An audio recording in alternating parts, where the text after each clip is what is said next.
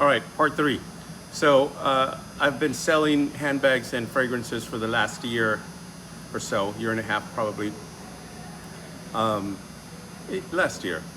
And I've had some pretty good success. There's been a couple of times when I made just as much money. Because at the time I was just doing pop-ups. I bought a tent, a canopy, and I would just go and set up. And so there were times when I made just as much as I was making as a high school principal. And so those were great weekends or months and whatnot. So I was extremely happy.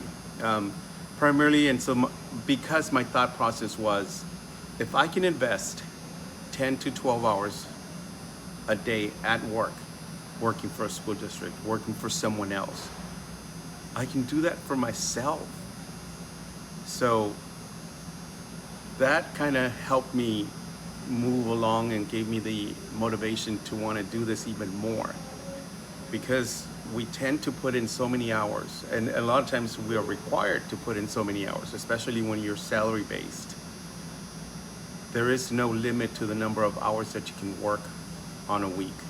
And I know that most of the time when you're salary, you go beyond those 40 hours and there is no compensation for you, right? Especially as an administrator, if you're an assistant principal, a principal, just salary based, a lot of the times you do not get paid for extra duty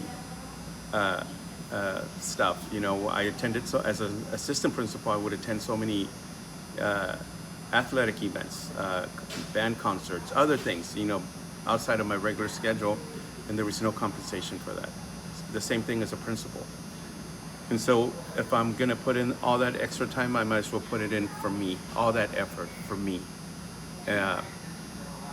so that I can experience some of that success. And I think the best part also is I am my own boss.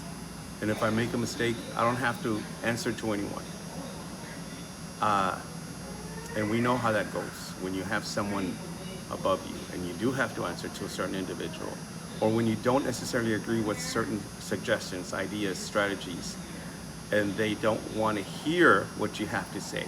They just simply want you to implement what they're telling you to do, period. And I'm not just a man, I am a man. I'm a man. I'm not a yes person is what I'm trying to say. I'm not a yes person. I'm very vocal, and I'm about to run out of time again, so I'm gonna do a part 4. All right.